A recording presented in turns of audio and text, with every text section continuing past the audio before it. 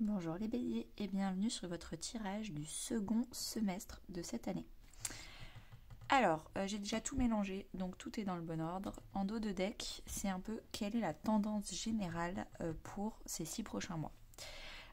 Vous allez vraiment devenir incarner le 9 de Pentacle qui est la carte de l'indépendance, de l'autonomie, de l'autosuffisance. Donc vous allez vraiment être hyper, que ce soit sur le plan matériel, financier, professionnel ou même sentimental, émotionnel, vous allez vraiment devenir confiant envers vous-même. En termes de conseils de développement personnel, vous avez la maison 12. On vous dit pour ces 6 prochains mois qu'il va falloir continuer et que de toute façon je pense que c'est ce que vous allez faire vu que ça incarne votre développement personnel. Vous allez beaucoup travailler votre spiritualité, votre lâcher prise, votre foi en ce que l'univers, Dieu, les anges en fonction de vos croyances a prévu pour vous. Maison 12, c'est vraiment ça. Si vous voulez aller voir la vidéo sur les 12 maisons astrologiques que j'ai faites, qui explique tout ça, elle est dans la playlist formation, ou sinon je vous la mets en barre de description de cette vidéo. Ces 6 prochains mois, en termes de professionnel, il y a écrit indépendance d'organisation, donc ça va très bien avec l'énergie que vous allez incarner. C'est-à-dire qu'en fait, vous allez vraiment devenir indépendant professionnellement, vous allez peut-être monter votre entreprise, vous allez peut-être, même si vous êtes en CDI, vous allez arrêter d'avoir un manager au-dessus de vous et vous allez vraiment devenir autonome, vous-même devenir manager, c'est possible, mais en tout cas, vous allez vraiment devenir indépendant, autonome, suffisamment stable par vous-même. Sentimentalement parlant, il va y avoir relationnellement parlant aussi, donc ça peut être famille, amis ou couple, vous allez avoir plein de nouvelles rencontres pour ces 6 prochains mois, donc des nouvelles rencontres beaucoup plus alignées avec qui vous êtes maintenant.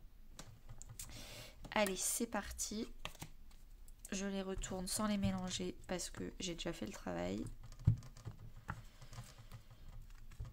Et c'est parti. Juillet, qu'est-ce qui se passe en juillet ? En juillet, on a le fou, donc un grand nouveau départ pour vous. Vous allez incarner le fou, donc vous avez envie de vous élancer dans le vide, vous avez envie d'avoir un nouveau départ.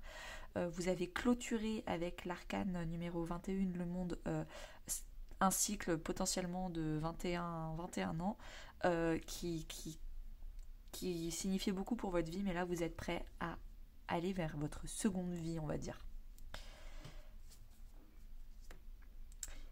Alors, en termes de développement personnel, pour juillet, vous allez vraiment être ancré, concentré sur votre vie terrestre, sur votre corps. Donc, vous allez potentiellement faire beaucoup de sport, faire attention à l'alimentation, être très ancré, donc très proche de la nature pour ce mois de juillet. Et c'est vraiment quelque chose qui va vous aider dans ce nouveau départ un peu aérien, suspendu, on ne sait pas encore trop. L'arcane numéro 0, c'est le fou, mais on n'a pas commencé le 1 avec le magicien, on est encore sur le numéro 0. Donc c'est bien en termes de développement personnel d'être bien ancré et appuyé. En termes de professionnel, aide d'une personne, donc peut-être que vous allez vous faire aider de quelqu'un, peut-être que vous-même vous allez aider les autres. Ou peut-être que vous avez encore un petit syndrome du sauveur où vous voulez trop aider les autres et vous n'êtes pas assez concentré sur votre projet. Vous prenez l'interprétation qui vous parle. Juillet, en termes de relationnel, donc famille, amis, couple, ton âme sœur n'est pas prête. Les gens autour de vous ne sont peut-être pas prêts pour vous, votre nouveau départ. Ils ne sont pas prêts à comprendre vos nouveaux choix de vie, votre nouvelles envies, votre nouvelle activité sportive ou en tout cas votre nouvelle concentration sur le corps. Elles sont pas encore prêtes, elles n'ont pas encore fait le même cheminement que vous, votre entourage n'a pas fait ça, donc soyez patient.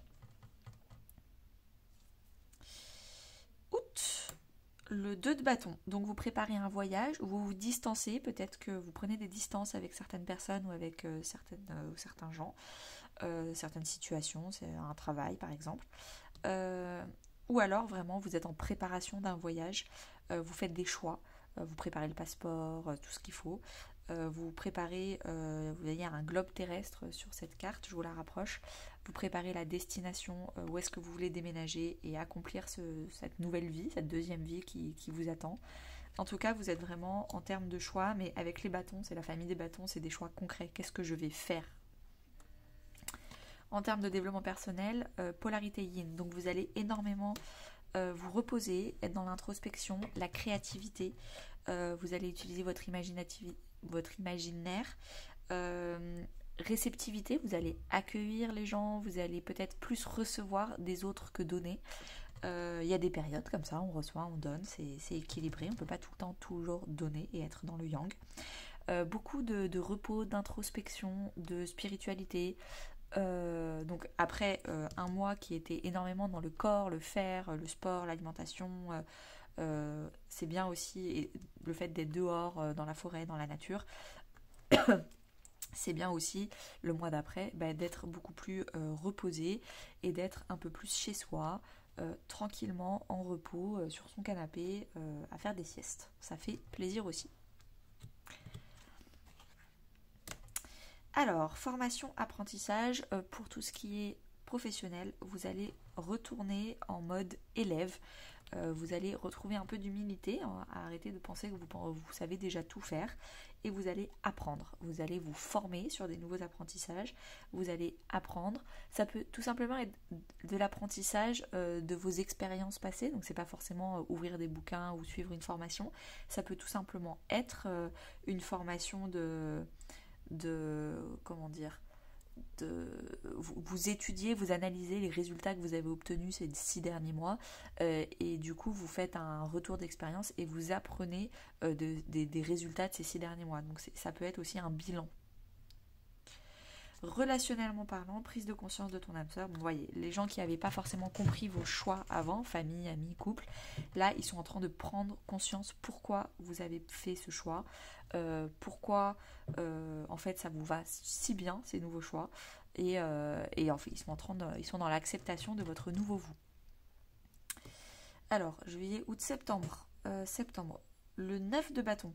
Donc vous incarnez la défense, la protection, la résilience, la détermination, vous lâchez rien en fait. En termes de développement personnel, vous avez des peurs. C'est bien d'avoir le fait de ne rien lâcher quand on a des peurs. Donc vous avez des peurs qu'il va falloir épurer, qu'il va falloir vraiment lâcher. Donc hyper intéressant. En termes de professionnel, faut faire des efforts, vous allez faire beaucoup d'efforts. Donc peut-être que vous avez beaucoup de peur financière ou en tout cas de légitimité, peut-être le syndrome de l'imposteur.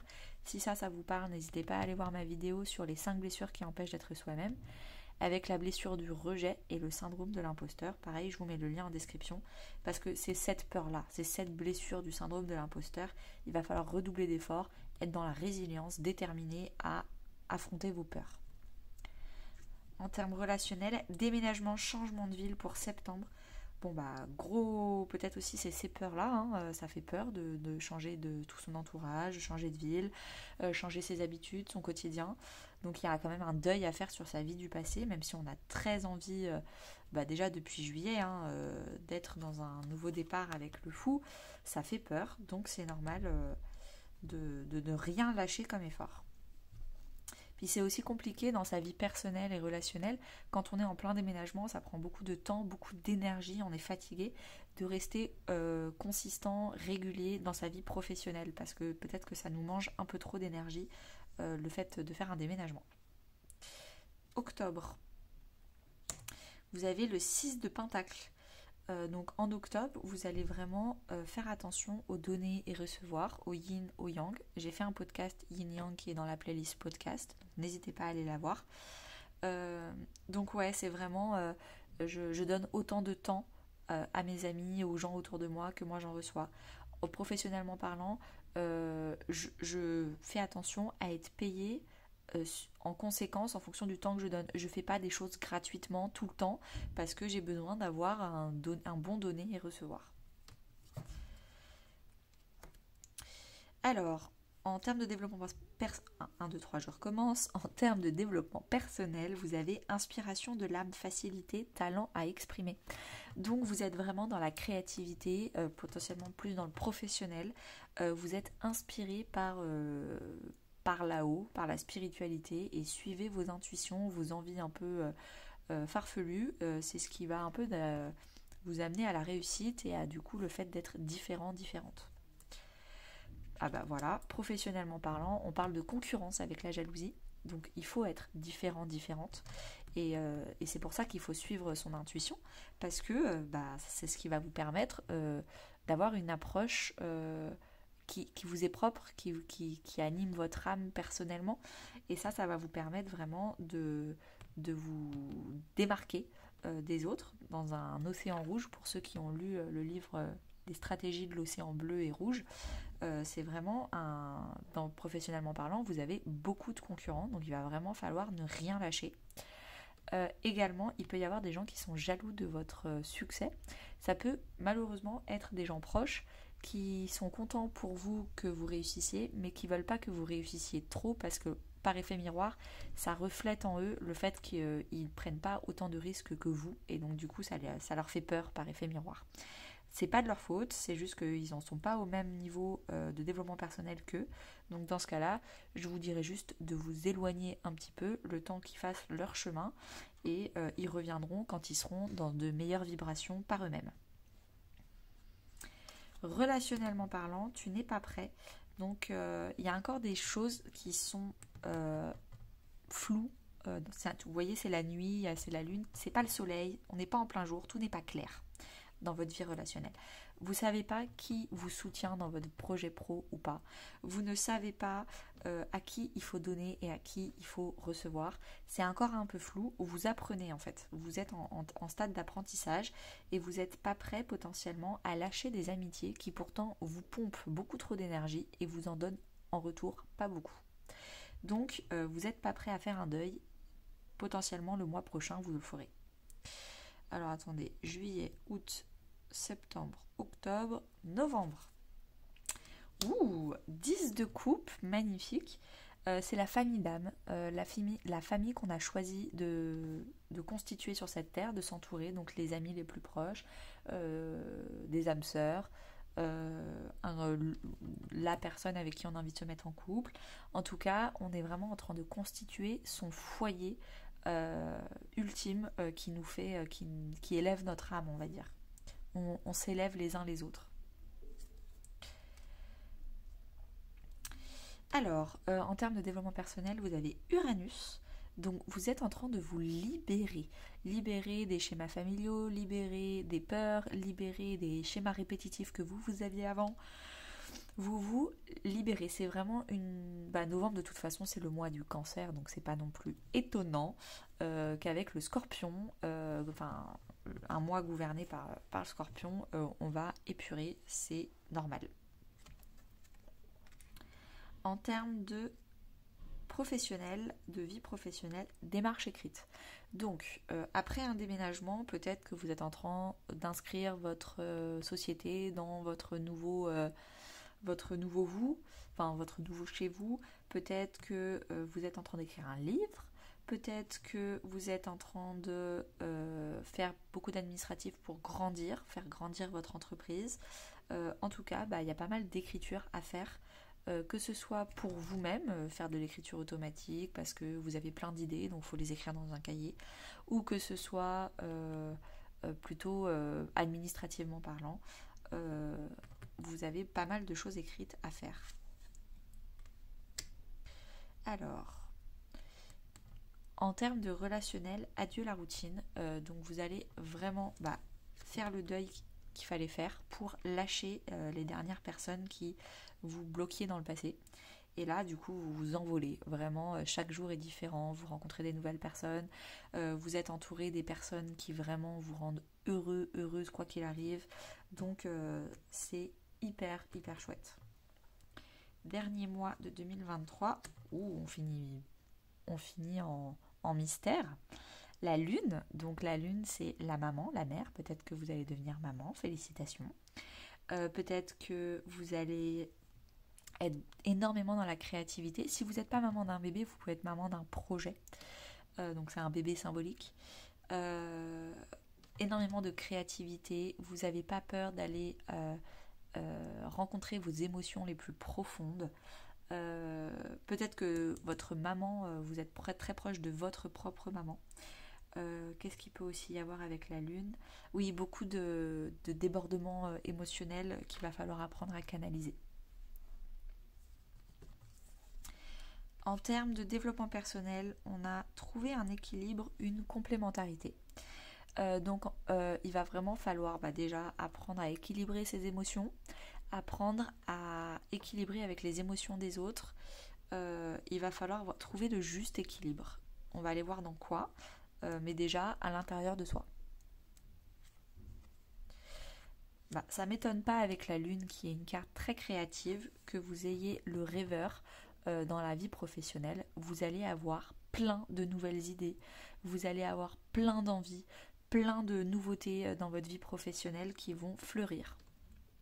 Ça va être très épanouissant pour vous ce mois de décembre. Une autre personne perturbe la relation. Alors à la place de personne sur cette carte, moi j'aime bien dire énergie tierce. C'est pas forcément une personne, c'est potentiellement une énergie. Peut-être que vous êtes tellement absorbé par votre vie professionnelle que vous en oubliez de sortir, d'aller prendre des verres, de voir votre famille, de prendre du temps pour votre couple, d'appeler des amis. Et peut-être que vous êtes un peu trop absorbé là-dedans. C'est à faire attention. Alors, je vous ai tiré une carte conseil qui est l'univers. Donc ça, c'est une carte conseil qui est arrêtez de vouloir forcer les choses, laissez l'univers tirer les fils en coulisses pour vous. Les choses se feront naturellement, se débloqueront.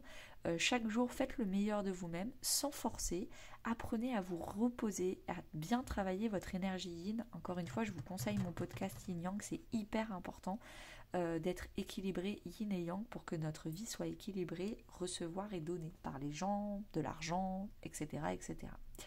Donc vraiment, c'est le conseil pour ces 6 prochains mois, laissez faire, lâchez prise.